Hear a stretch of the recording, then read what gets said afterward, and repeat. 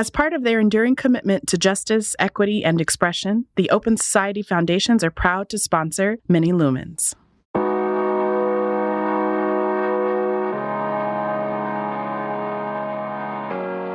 You're listening to Many Lumens, where we talk about and find meaning in the intersections of art, social change, and popular culture.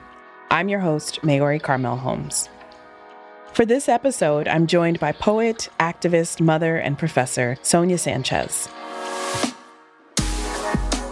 Sister Sonia's accomplishments are far too vast to fit into an introduction, but to name a few, she's a recent recipient of the Dorothy and Lillian Gish Prize, the Leeway Foundation Transformation Award, the first presidential fellow at Temple University, and was named Philadelphia's first poet laureate in 2012. In our conversation, we start by reflecting on how we first met, and Sister Sonia carries us from there as we talk about struggle, love, loss, and so much more. She talks about her experiences as a young adult in New York, her love for the form of haiku, and its influence in her life, as well as the challenges and balancing act of raising children while maintaining her artistic practice. And now for my conversation with the one and only Sonia Sanchez. We often, with these interviews, kind of start off with figuring out how I've met my guest, and I couldn't remember when we met. I mean, of course, I knew who you were when I moved to Philadelphia, but I don't know if we met through Scribe or if we met through Leeway, but I remember us really forging a connection when you showed up to my late partner Vijay's memorial. And I don't know if you remember that, but you said, if you need to call me and scream in the middle of the night. And I felt so I felt seen and held. And, it was just so kind of incredible because, it's I feel lucky to breathe the same air as you, and I just really appreciate you and appreciate all the support you've offered. Well, we elders, your elders feel that part of the job that we were attempting to do was to make sure that there would be a continuation of this work in all the genres, okay? Mm-hmm. And so that's why, yes, I do really mean that at that time, I really meant if you woke up in the middle of the night or you were up all night and you wanted to scream, just say, hey, Sister Sonia, I'm going to do a scream. Will you do it with me? And I said, I know what you mean, girl. Right, yeah. And we can do that together. And I'm not being facetious on that. Sometimes we do need company with our screams, okay? Yeah. With our laughter also, right? With our vision. Also, all that is so important. So, yeah, I do know. I miss that. That is what I miss. I miss all my dear friends who have made transition. At 4:00 in the morning, they give me a shout out and say, "Girl, you got to hear what I just wrote." And I would not say, "Do you realize it's 4:00?" Because I might have just gone to sleep at that time. Mm-hmm. But the point is that I knew that I was part of her story at that time, my sister. And as I listened, I cried silently, right? And then afterwards, I laughed. And then I said, I don't like that line, but it's yours, but if I were you, I'd say it again and again, right? But I think I met you, if I'm not mistaken, maybe at Leeway. And then next at Louis' place. But I think I was a judge for something at Leeway, right? And then Leeway, in all the great work that it does, gave me also a grant at some point to finish, something that I was doing. So, yeah, I'm almost sure that was it. But also, I had seen you around at things. We had never been introduced, mm-hmm. but I think we were truly introduced at Leeway and also at Louis' place, at Scribe, mm-hmm. right? And you had a chance when, you're grabbing something to eat and you begin to talk about what you're doing. And what I do remember is that you began to tell me about the work you were doing. And I said, oh, wow, invite me. I'd like to come. I'd like to be there. I love film. And I don't know if you remember, but I told you at that time, what I miss about being in Philadelphia, I said, is that on the weekends I saw film in New York. in the village, and I lived on Broadway, Riverside Drive, 94th Street in Riverside Drive, and so I would walk up, and there was Thalia, and two of the other foreign films, and I very seldom saw American films, it was always, outside this country, because they were doing some amazing work at that particular point, right? And I would go in with my pad, and as I watched some of the films, I was writing and watching at the same time. In those days, I could do that with the first viewing, because you could sit in that theater, right, and sit for the same show to come up again 10 or 15 minutes later. Of course, now they turn on the lights and put you out. But then you could sit, if you wanted to see that film 2 or 3 times, right, there you were in that theater doing that. That I miss a great deal. Yeah. Well, this is making me think about something we've talked about, but I've not really heard you talk about publicly, but you have written a few screenplays, right? Oh, gosh, yes. When some of the people in Hollywood, some of the, in quotes, and I put in quotes, some progressive people doing films, they invited Ed Bullins and myself out because they had seen some of our plays, right? Mm-hmm. I had done, I think, about 20 pages for this progressive, and it was about Billy as a child, and it was like, how they started doing the films where they would show what was going on before they flashed on who's starring in it, right? Yeah. And so it started out with these with these nuns sitting on either side of this little black girl in the middle, right? And I don't know. I wasn't telling people how to do it, but it gets to this place, and she comes in, and they take her in front of this the nun who's in charge, and they begin the conversation about what a terrible little girl she was, whatever, and they ask her something, and she turns and she spits in the nun's face, right? And they take her out. You can see as the credits come on, they put her in this room and tell her to get undressed, and she puts on her pajamas, and it says she's sharing the bed, and she gets in bed, and she starts talking to this person, whatever. I don't know what all I did was that, and all I just did, whatever. And then she realized that she's put in bed with a child that's dead. Mm. And that's how it opened up. And that woman looked at me like I was insane. She said, okay, this is, this is it. But, the thing that I like about film and poetry is that you can see it. But I still am playing with that. It's interesting you brought that up, because I saw it again, and I said, oh, damn, this is good writing you just did here, Sonia. And you haven't, I'm talking about all the way back now, my sister, in the late 60s, early 70s. Mm-hmm. You hear that? Yeah. And that thing. But what's so interesting about poetic prose or poem and the difference? I know I've been writing a novel for a long time, and I used to ask people who were novelists, and the Sister Tony and other people, who were novelists, and I said, I just went back to this piece, right? Mm-hmm. And they said, yeah, how's it coming? And I said, it's not. I said, they changed on me. Mm. And they said, what do you mean? I said, well, I came up and picked up the character where I had left her, and all of a sudden she says, no, I don't think that way anymore. And I was so surprised by that. I remember asking Tony one night, I said, I know you don't ask me how the novel's coming along, but I want to ask this question. I said, this question is that, a strange thing happened. I said, this character just said, I don't think this way anymore. And she started laughing. She said, oh, welcome. Now, which Sister Tony is this? I'm sorry, Sister Tony Morrison. Okay. Right, yeah. Now, I never read anything to Tony K. Bambara, this is Sister Tony Morrison. I didn't know if I'm sure Tony K would have been awake at that time. I just never, would have called her, Mm-hmm. She probably would have called me at 4 o'clock, right? But I wouldn't have called her, because I didn't know her schedule and stuff. Other people, I knew their schedules, mm-hmm. Like Moroccan people, So I knew that I really was not waking them up unless all of a sudden they got lazy. You know what I mean? Whatever. I knew they were up working. Yeah. And so therefore it was okay. Right, yeah. Right, yeah.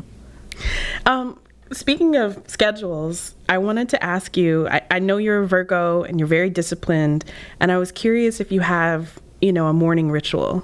My ritual in the morning is to I'm in bed, I give thanks, for seeing another day, right? And I do some breathing exercises. Sometimes I have a pad by my bed, and so I do a morning haiku. That's why that book haiku is called Morning Haiku. It is like my mantra. You know how some people have a mantra or a prayer. My morning haiku is usually relevant of what I'm thinking about at some particular point, right? Or what I'm trying to do. And so I do a morning haiku. I love the haiku because it is, my sister is peaceful. That one of the things that I do when I teach the haiku, is that I don't just teach the form or begin to talk about the form, but I make the students face each other, and I make the student take the right hand and put the right hand on your partner's heart, right? And then your partner would then put her right hand on your heart, and then you will cover her hand with your left hand. And I said, okay, everybody, listen to this heartbeat. And the most important thing about that is that when you hear your partner that you have for that afternoon, perhaps, right, the person you're working with, and you're listening to his or her heartbeat, you can never say anything negative about that person.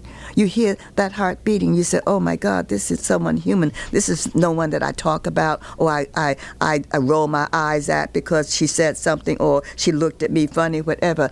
So that's why I began it. And then you do that, there's this amazing silence in the room. That happens. And what you have done is that you have set the tone for the workshop. It works on any age group. In a graduate, I would make the students write definitions of haiku. And I came in with one in our graduate class. I said, you know what a haiku is? They said, what, Sister Sanchez? I said, a tough lady disguised in three-legged beauty. Because the haiku is tough, by the way. You really have to get down with the haiku. You know what I mean? It has all this essential beauty that is felt. But this beauty in nature is linked to human nature. That's why I teach the haiku, because I want their human nature to be linked with their own nature, right? This human nature, because there's no greed or excess in the haiku. It is a split second where that sunset is profound, right? That bird eating that worm is profound, right? That bird that once, as I was sitting, flew in, this little orange bird, came on the table where I was, eating.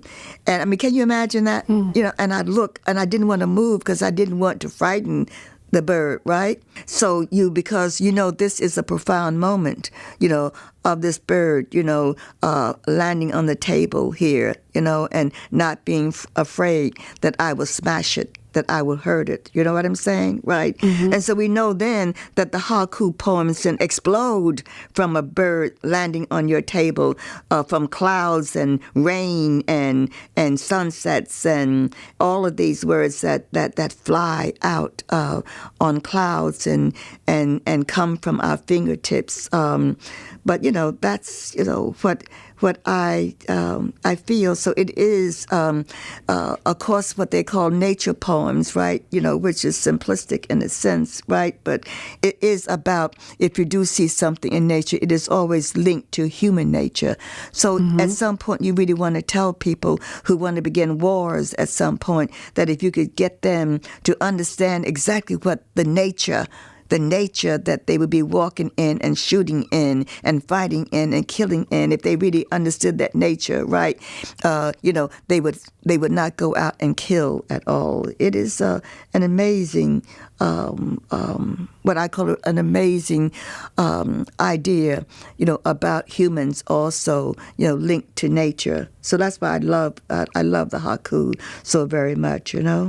Yeah. So. In the research for this interview, one of our producers included this quote And I won't read all of it, but it says, from the moment I opened that book and read the first haiku, I slid down onto the floor and cried and was changed. I had found me. And so this is talking about you discovering haiku at 21 years old and awakening something deep and spiritual. And I was curious for you, sort of besides this becoming a form that you practice now for 60 plus years, what else was going on for you at 21 years old? Oh, Lord. A lot. I got out of Hunter when I had just turned 20.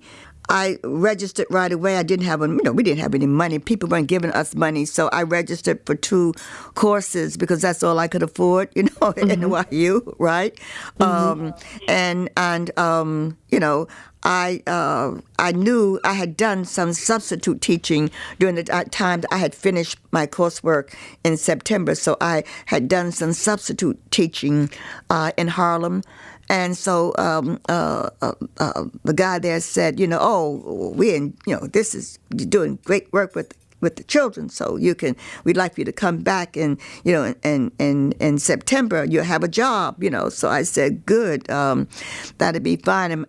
But I always wanted to write, I was always writing, and my family knew I was writing, but they thought it was a hobby. Mm-hmm. My dad said, you have all this time before you have a real job in September, so why don't you, answer some of these ads and go down. So I went and registered for all these places, and I finally got the New York Times. My dad actually bought the Times, and there was this ad, and they wanted someone to write what was happening at the firm. Isn't that amazing? Mm-hmm. And I said, I'm going to apply for this. I had to send a sample of my writing, right?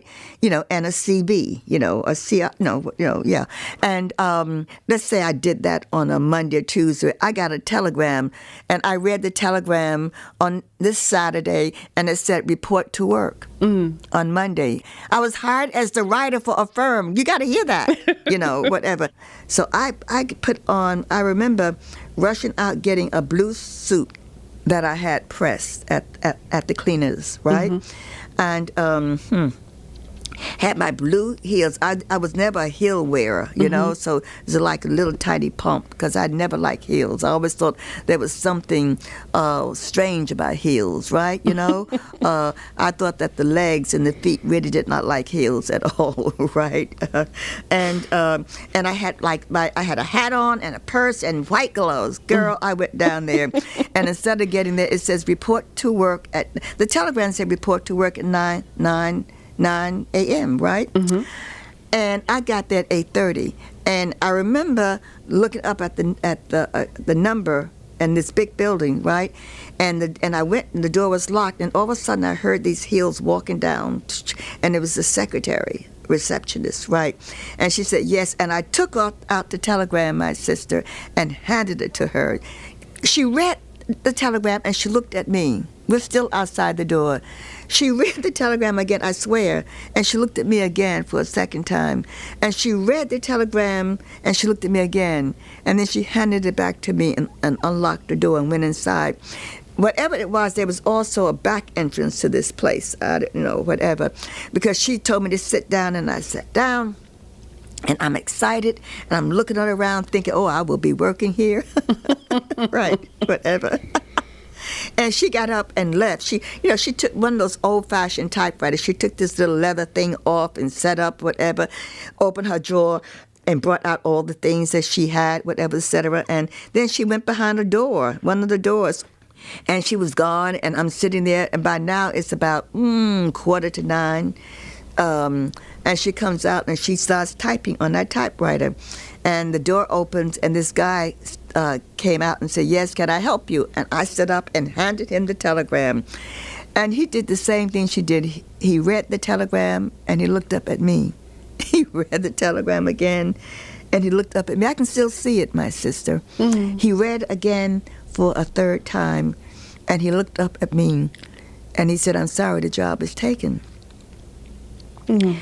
And I said, oh, I got it. It's 8:45. You said report at 9 o'clock. I'm going to go outside and wait until it's 9, then I'll come back inside and everything will be okay. And he did not laugh. He did not smile. I mean, he didn't even look at the telegram again. Do you understand what I'm saying? Right. You know, and I said, I stood there and there was this silence. And even the secretary, receptionist had stopped typing. There was that kind of, that amazing quiet silence there, you know. And then I said, oh, I got it. I said, this is discrimination. I'm going to report you to the Urban League. Mm-hmm. And the guy shrugged his shoulders and said, lady, I don't care what you do. And went on behind that door and closed that door. And I remember leaving, and she never looked up. She started typing again. I remember opening the door, going down the hallway. I took off my hat, right, you know, and my gloves, everything. And I remember getting on the subway, and I was sitting there so upset that the door closed, and I ended up being on this train that went to the east side and Lenox Avenue. And I got up at 135th and Lenox, and I crossed the street. I was in front of the Harlem Hospital, and I crossed the street, and I went about a quarter into the block, and there was this sign that said Schaumburg. Mm. And a guy was outside smoking a quick cigarette. So I said to him, excuse me, sir, what is the Schaumburg? He said, lady, go inside, sign the book. There's a book inside. Go up the steps and you'll see Schaumburg. So I did all that, went up the steps, and I came into this large room. And there was extremely long table, right? And nothing but black men sitting there with books piled sky high, and their heads down, and there was a glass door to the right. And Miss Hudson was in there, and I knocked on the door. I said, what is the Schaumburg? She said, oh my dear, the Schaumburg is the library that has books only by and about black people. And I said with my fresh mouth, I said, there must not be many books in here, huh? She never, ever. We became dear friends. Let me forget that. Every time I brought my students to the Schaumburg, right, and I was up front with her, she said, before I begin telling you about the Schaumburg, I'd like to tell you something about your professor. But she told that story every time, and I told that story at her memorial service, right? That, you know, the kind of love that she had, and how she nurtured me so thoroughly for the next 4, 5, 6 months, and for the rest of my life, actually. She sat me down. She made those men move over, and she pushed a chair there. I'm the only female sitting there, and she says, I'll be back. And I remember looking at my watch, and 15 minutes had passed, and there was no, you know, librarian there. And she came back with 3 books, and they were Up from Slavery, Souls of Black Folk, Their Eyes Are Watching God. And Their Eyes Are Watching God was on top. And I started to read that, or I attempted to read, although we knew how Black English was spoken, but we had not read it. You got to hear that. You know, although we had heard it recited in poetry in the South, right? We had not read it, if you know what I'm saying. And here I was attempting to read, you know, Black English, you know, and it took me a minute. And my eyes and my brain and my mouth, you know, said, hold it, that looks like whatever. And when I finally got really involved with it, you know, I was only about a quarter in that book. But I remember I got up and went and knocked on the door, and she came to the door, and I said, I was crying. I said, how could I be a graduate of a distinguished school in New York City, right, and never come across this writer? She said, oh, my dear, go sit down. I'm going to give you lots and lots of books just like this, period. And she did, my dear sister, for the rest of that, the summer. I told my dad I was going out looking for a job, and I came to the Schaumburg. You ready for that? And she fed me book after book after book after book after book after book. That's what that woman did at that library.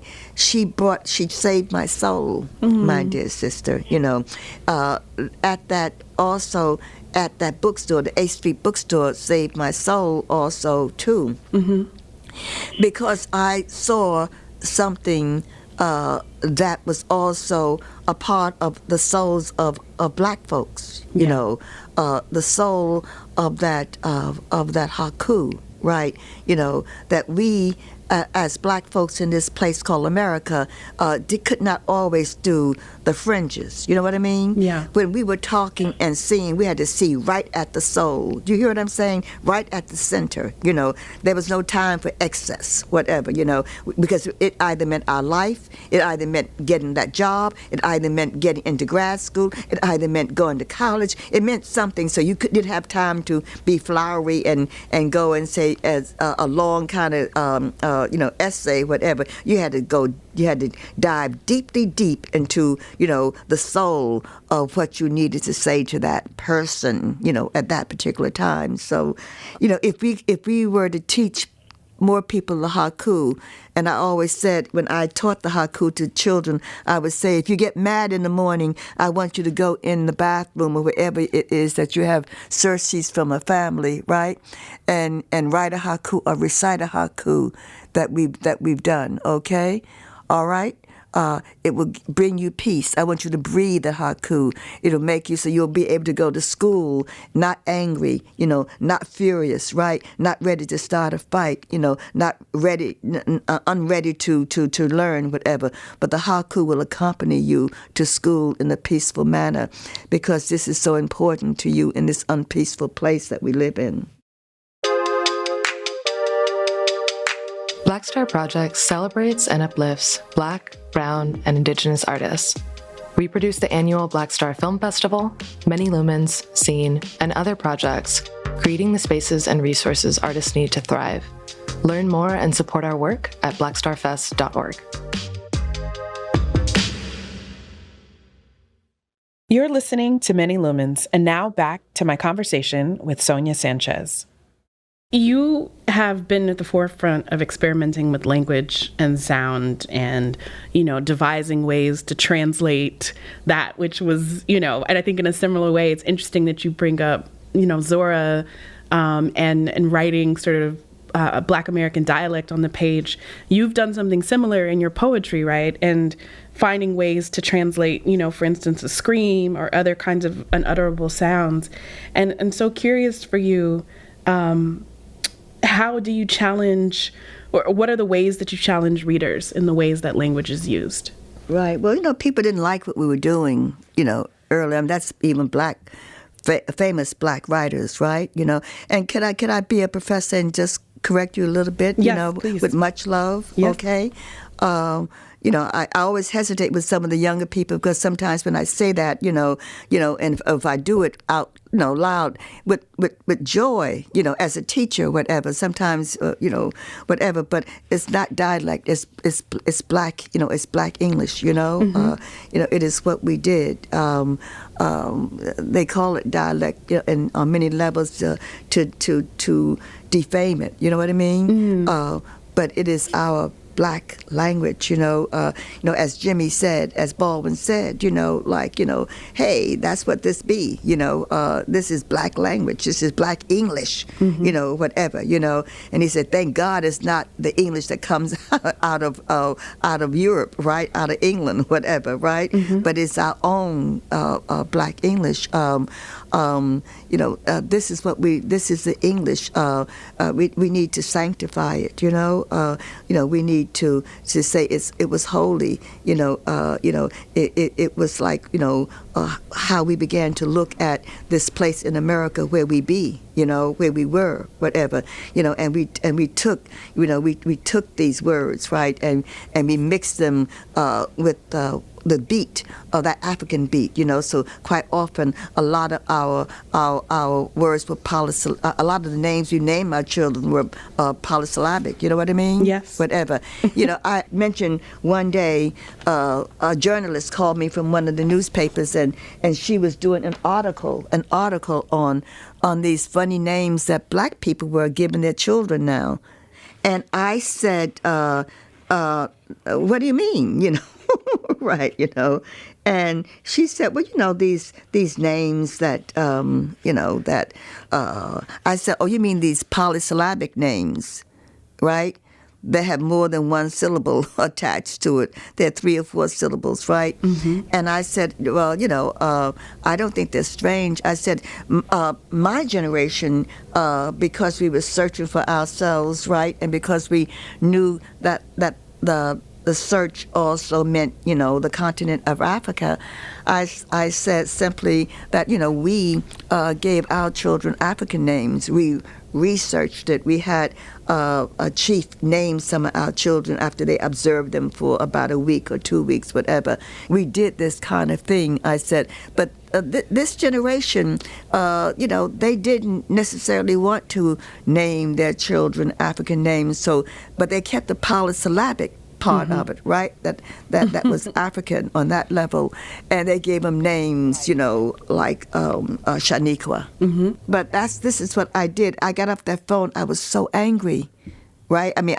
very obvious. I said, that. Well, let me tell you what I think this is, and and that's it. So it was never printed what I said, right? But I got off and I wrote this poem. This is not a small voice. This is not a small voice you hear. This is a large voice coming out of these cities. This is the voice of Latanya, Khadijah, Shaniqua. This is the voice of Antoine, Darrell, Shaquille, running over waters, navigating the hallways of our schools, spilling out on the corners of our cities, and no epitaphs spill out of their river mouths. This is not a small love you hear. This is a large love, a passion for kissing, learning on its face. This is a love that crowns the feet with hands, that nourishes, conceives, feels the water, sails, mends the children, folds them inside our history where they toast more than the flesh, where they suck the bones of the alphabet and spit out closed vowels. This is a love colored with iron and lace. This is a love initial black genius. This is not a small voice you hear. I had to celebrate these children because, when parents bring their child up to me and they say their name is Shaquille or Khadijah or Shaniqua or Latanya, right, I immediately stand up and say, what a beautiful name. And they smile, sister. Because I know they haven't been told, other than their parents, perhaps it's a beautiful name, right? They're teased about it, right? Or people mispronounce it, or people don't pronounce it, or people give them other names, whatever. But the point is to humanize, if people don't humanize their names in schools, right, and around, it also means they're not humanizing them, unless their name is, Doris. I'm not being disrespectful to anyone named Doris, but you know what I'm saying. I do. Yeah, right. Sister Sonia, how did you choose your children's names? Well, there was a chief there, and I gave birth to twins, right? I had not chosen names. I had read up on a number of African names, and I remember leaving the hospital, and they said you can't leave without naming your children. So I said, just put X there, or XY, whatever, etc. But because I knew this chief who was there studying there in San Francisco, and he said to me, "Don't name your children. I'd like to name them. Your child." He said. I thought I was having one child, right? and I like to name your child. And I said, oh, good. And so I left, and they had on there, no name. They had like X, right? Yeah. And he came and observed them for a couple of weeks, and then that's how their names came about, right? Yeah, that he named them Morane Meusi and Mungu Meusi, and the Meusi, the which means black, it corresponds, with whatever the first letter of the name is or the word is, there's that conjugation that goes on there, right? Yeah. So if it had been a W, it would have been Weusi, right? But since it was an M, it was Meusi. Right. I would love to ask you, this is a more practical question, since we're talking about your children now. I just wanted to, you've been, you for a long time, you worked a full-time job, you've been a professor at a number of institutions, and you were prolific, writing plays, writing your poetry, writing essays. I'm sure you were editing other people's work. And I was just curious how you've managed in those times. And I know that you also took care of a lot of family members as well. And so how did you manage to balance full-time work with raising your children and making space for your artistic practice? It was not easy. I don't ever say it was, easy. It was difficult, When I got an award recently up in New York, I had a speech, and they had the lights, like this great ambiance. I couldn't see a bloody thing, right? With my glasses, I have, these reading glasses, and it wasn't light enough. And so finally I just put the bloody speech down, and started to talk, off the cuff, in a sense. And I said, I'm going to start off by thanking my children, for being my children, because I know that they had a hard life. They had teachers, because they were mad at what we were doing, who hit them. There were teachers, who would come into a classroom and say, we're going to study poetry, not the kind of poetry that some of these people write, talking about America and cursing. Can you imagine? The last place we came to was Philadelphia, and I came here knowing that I would finally get tenure, because it is not easy to raise your children, and every 2 or 3 years you're moving again, right? No, as my dad said to me, if you just stop talking about that black stuff, right? And stop telling America what it should be doing. You're trained to be a teacher. You would be okay. And he was right, Yeah. He was right. I mean, make no mistake about it. And then I looked my father straight in the eye with tears in my eyes, and I said, but Dad, I wouldn't be able to teach. And I would not be teaching the truth that needs to be taught. And, he looked at me at that time. But when my dad was very ill, and I took care of him for those last 6 years, right? And in that 6th year,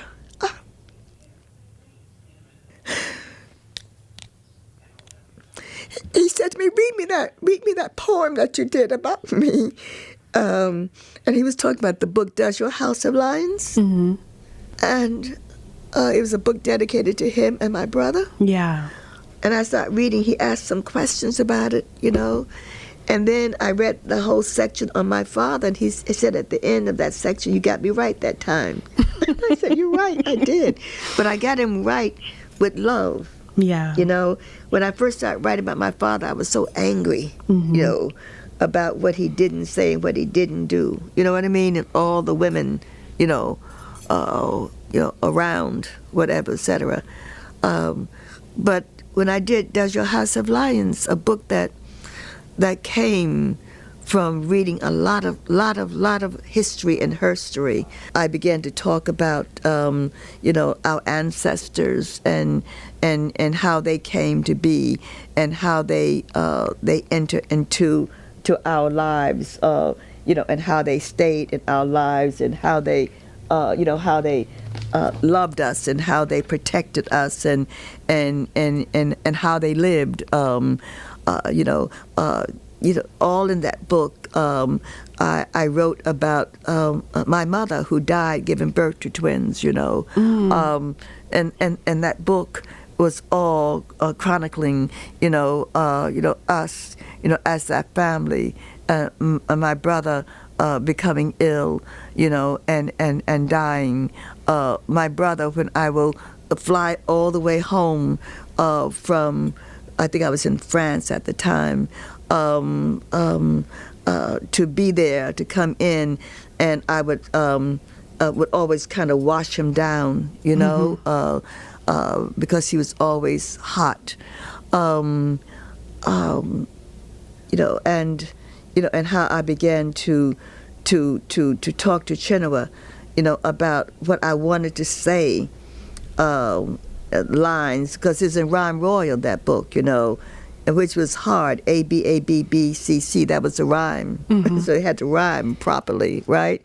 And doing that poem, I found out so much about my father, because I had to call on more than the conversations we had had. I had to call on history and spirits, to help me really get to, who this man was, right? Who he really was. And also with my brother, the same thing. We didn't grow up together, right? And so I really needed to, to get that for my brother, because I didn't know my brother, well, right? At all. So my sister's voice was a voice that at some point began the search, not only for my dad, the continuous search that you have for a parent, right? But also the search, right, for my brother, who was, a lot like my dad. So anyway, this is, my brother who came north, not to love his family, his northern family, right, but to hate the northern family, right? And so, so he will begin his section. It's interesting. The section of that book, Does Your House Have Lions, right, will begin with the sister's voice, my voice, right? And my voice is saying about this was a migration unlike the 1900s of black men and women coming north for jobs, freedom, and life.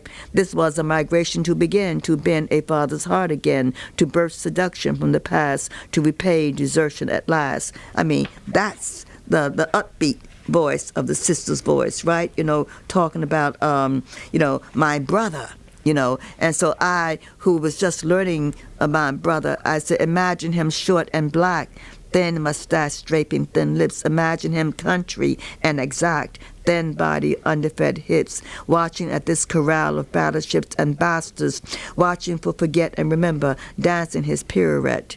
And he came, my brother, at 17, recruited by birthright and smell, grabbing the city by the root with clean metallic teeth, commandant and infidel, pirating his family in their cell, and we waited for the anger to retreat, and we watched him embrace the city and the street. He was angry. He came up an angry young man, And in the second section, the brothers, and I'll just read this, the brother's voice, he begins by saying, Father, I despise you for abandoning me to aunts and mothers and ministers of tissue tongues, nibbling at my boyish knee. Father, forgive me, for I know not what they do, moving me backwards through seams of bamboo mass, staring eyes campaigning for my attention. Come, O Lords, my extended metaphor. And then he says to the sister, me, sister, I am not your true brother. One half of me resides in my mother's breast, in her eyes where tears exceed their worth. The other half walks on tiptoe to divest his tongue of me. This father always a guest, never a permanent resident of my veins, always a traveler to other terrains. That's how my brother came to destroy the family, right? Not to love us, whatever, but of course he learned how to love the family, because my brother will travel always down here to Philadelphia, getting out of that big apartment with his dad, right? But he always came in cursing our father, right? And I remember I opened the door and he came in and I turned and said, Wilson, you're too old for this now. I've listened to this for 5 years, 7 years, 8 years. You're too old for that. Your father loves you. We love you, whatever. He said, you don't tell me what to do. And I turned and grabbed him and shook him and said, yes, I will tell you what to do. Your father did the best he could. That's what we learn as we get older. He did the best he could given the information that he was given, right? Right. Your father was a Southern black man, and he had been threatened by police, My mother, who looked like a white woman, when they were out together, they'd always stop, but like, nigga, what you doing with this white woman? And my mother would say, I'm a Negro, proudly proud. You know what I mean? Whatever, etc. I said, but, here you are, in a place called New York City, and your father has greeted you and has missed you, and loves you so very much. And so there was in this book the reconciliation, the reconciling of the father, and the son, in the book, that I was able to bring them together. Do you know what I'm saying? Whatever, saying simply, that, here you are. No, there's no sense in the battling at this point, but just the sense of extending our hands and our arms and our eyes, to each other, saying simply, we are family. And here, and as our little girl said, here we is. I always love that. I always like to bring that in, whenever I can bring it in, right? Yeah. But here we is, as a family, and that is, I brought Wilson into New York Core, and he, began to understand, what was happening in this North that we lived in at some point, right? This brother who came to love his Northern family. Yeah. Thank you for sharing some of the text from that book as well. This is reminding me, recently U.S. Poet Laureate Jo Harjo invoked you at a reading here. She called you her poetry ancestor relative, which is like such a lovely, term. And I was curious, who are your poetry ancestor relatives? Oh my God, you can add joy to it, right? You can say, I'm messing with the vertigo right now, so give me a moment, to, okay. The vertigo makes for a slow kind of movement, you know what I mean? With the head, the head is tightly tight. Sister Gwendolyn Brooks and Sister Margaret Walker, right? Sterling Brown and Dudley Randall, right? Sister Margaret out of Chicago, I'm blanking on her last name, and then also my contemporaries, Brother Baraka, Brother Haki, Sister Alice, Sister June Jordan, Sister Audrey Lord, the sister poets in Chicago, all right, Sister Nikki, all of these poets are the ones that I have traveled with. But then the poets of music are the ones I have traveled with too. So Brother Max, Max Roach, right? The musicians here in the city of Philadelphia, that I've worked with, that, we at rehearsal, we would do things at some point, and they made me do things that I never thought that I would do, and I remember, the beauty of it, that it changed the poem, that instead of reading the poem to the end, I would stop mid on that line, and go to the other line and come back and pick up that line. I mean, they made you, do all this improvisational kind of stuff, right? That music, they had I don't mean this negatively. They didn't respect the words that much to say, okay, I'm going to break them up because that's how I'm hearing them, right, Sonia? Right. And they played in such a way, or he played in such a way that he made me do that. I said many years ago, and some people challenged me, I said, it is such an honor to be on the stage with such genius. You know, and people say, well, you're calling people genius. I said, they are geniuses. But they're never called geniuses. These men up here playing, these women up here playing, these are geniuses, you know, in our time. And so I'm going to name them genius every time I speak their name, evoke their name, you know, or say anything. I'm going to say, and this is a genius right here. Listen to this genius, you know, reading his poetry, right? You know, singing his song, you know what I mean? Composing a piece and playing it for us, right? You know, these are geniuses up here, and you need to begin to acknowledge that they are geniuses. How dare you call everybody else a genius and then ignore these great men and women up here on this stage, right? Yeah. One of the things I admire about you is that I know you're constantly, you know, challenging yourself to innovate and to, you know, study. And I was curious, what are some things that you are still interested in pursuing or that have become, you know, sort of recent experiences?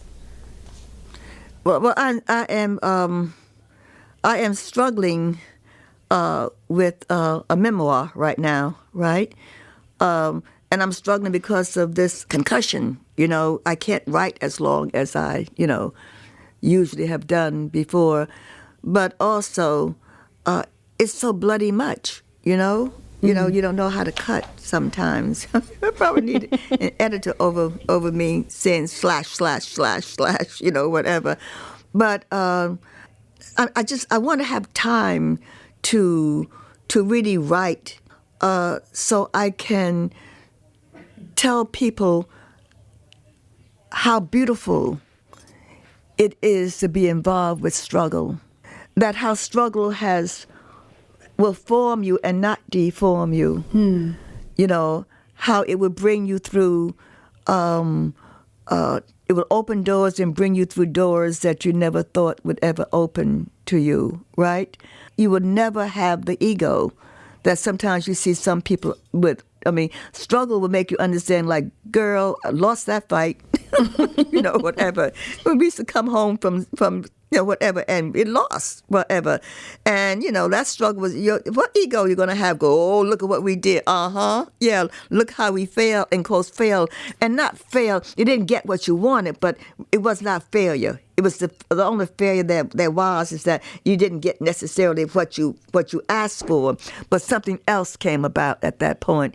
What I call always the struggle is always the beautiful thing. It is always about the struggle would teach other people around you, and always yourself too, that you stay in that struggle. And it also would make for talk. You know, I remember coming home sometimes years ago on the subway, mind you. You know, we didn't have cars at that point on the subway after, you know, we had said some things and gotten people, you know, up and about and whatever. And, you know, and at some point I realized that, you know, that we had lost that particular battle, but we also noted in our discussions coming home on the subway that we had won some the following week, you know, and so therefore there was never, I never had any kind of depression about being in a movement, right? You know, there was depression about not being able to eat sometimes, right? You know, or not knowing where you're going to be teaching, you know, next year. The struggle sometimes of like, you know, packing your children up and driving your car up to Amherst because, you know, they had banned me from teaching in New York City. But I cried the whole night as I moved. Do you understand what I'm saying? Every room I went into, fixing up, preparing, taking out dishes, whatever, et cetera, you know, taking out the cereal that they could eat, putting it on the table, whatever. I cried. I left tears in each room, right? And then I came back and wiped up the tears, right? And the sun, it got light. And I said, okay, and I took a shower and got dressed. And there were no tears then, because you cannot have tears for your children then. And I knocked on the door and said, come on, we're going to go to the bank. You're going to eat some cereal. We're going to go to the bank, right? And mom's going to go to the registrar's office, get a check, and we'll go cash. I'll open up a checking account, and we can go shopping for some food, right? But as I turned the corner on Main Street, you got to hear this, my sister. And I stopped for the red light, and standing on the corner was Max Roach, Archer Shep, and a brother from the radio station. I can't think of his name. He lives in D.C. now. And I honked the horn, and they came around. They stopped traffic. It wasn't that much traffic in that morning anyway, right? And they said, we heard you were coming up. Don't worry, Sonia. We're going to take care of you. What I learned, my dear sister, is that you end up where you're supposed to be. I denied that I should be up at Amherst, right? But the point is that there was something about Amherst that I was supposed to experience, right? There was something about the students that I started the Black Studies there, my dear sister, at Amherst, right? John Bracy and I stood up on a hill from a terrible meeting that we had, right? In terms of Black Studies. And I remember saying to him, and he said the same thing, the only way that we're going to have any success with Black Studies is that we're going to have to make it 5-college Black Studies, that all 5 colleges will have to be involved with this. We said that on top of a hill, looking down at the valley there, at all the other schools around, right? And that's what we did. And so I was supposed to be there, to help that happen. I was supposed to be there when we voted to have women come to Amherst College also, too. I was supposed to be there to work with the brilliant John Bracy, who is a historian, right, and the brilliant Max Roach on stages, whatever, I was supposed to be there when we all piled in the car going to Boston, because we were all invited to come up to do a gig together, right? I was taken care of up there. We worked together. We reimagined ourselves on that Amherst campus, right? I'm getting an honorary degree up there next month from them. Wow. We started Black Studies up there. We told those brothers and the sisters who came from Smith, and Mount Holyoke, Martin's daughter up there came and asked me, can I do your play, Sister Sonia, at Amherst College? I said, you sure can. I mean, that is what we did, my dear sister, that we gave not only leadership, but love and respect, and we told them, I would tell them, you can do anything you want to. You hear what I'm saying? Don't you let anybody.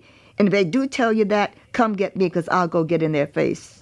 And this is what we did up at Amherst. We started the first Black Studies up there at Amherst, we voted to have women come into Amherst there, that we had a 5-college, those students would go over to UMass and study at UMass, whereas before they didn't. They stayed all at Amherst, but they spread out all over.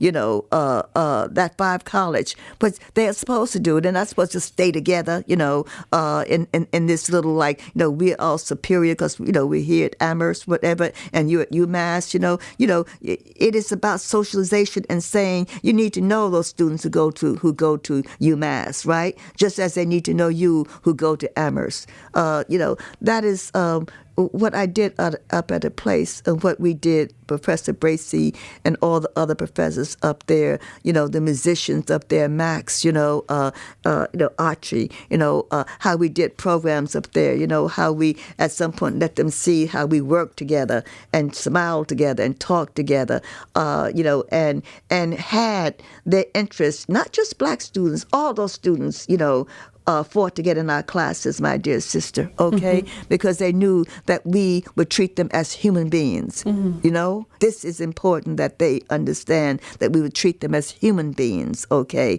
And always be there in their corners. So this is what happened, as I moved around.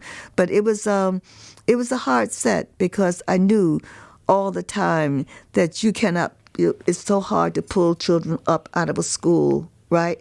After 2 years or 3 years, right? And go someplace again. I mean, I knew that, and I would cry.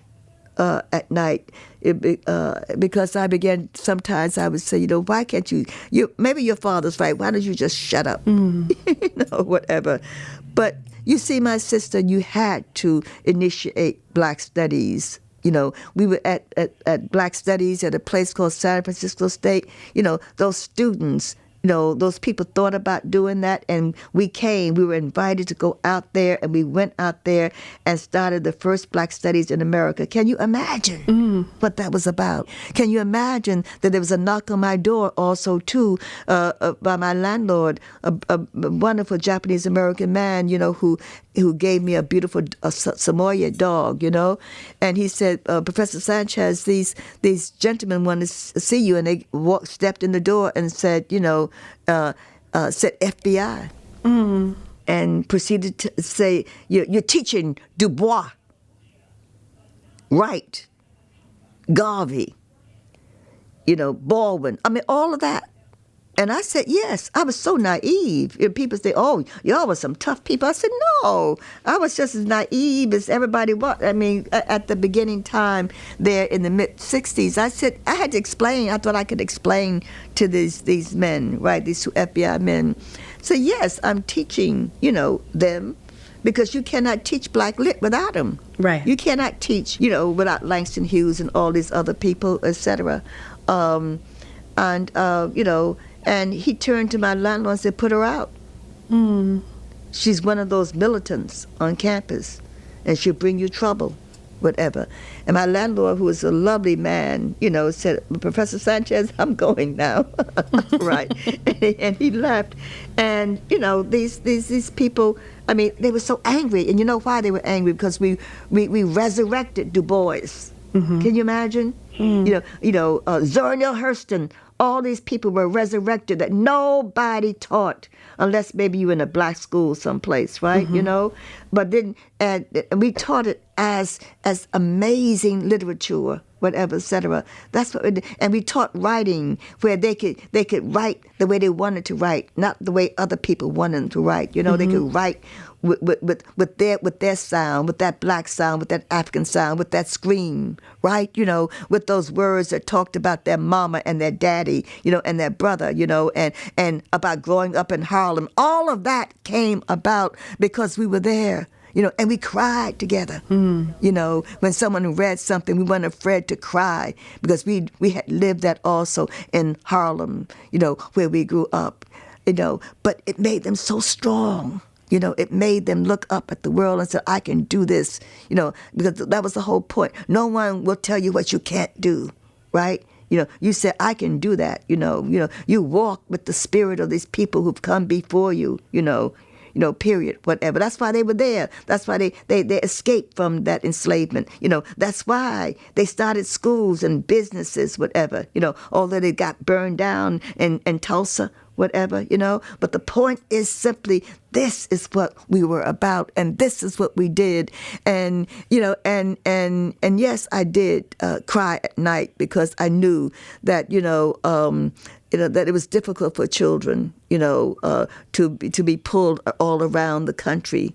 But the point is that, they, as they got older, they understood it, that they were there out there with me too, as we moved, in America. And I always said to them, however, that you might have done that with me because you went with me, but I don't tell you that as you get older, you have to continue to do that. But this country will make you continue to do that, and to have words that need to be said, and looked at, and the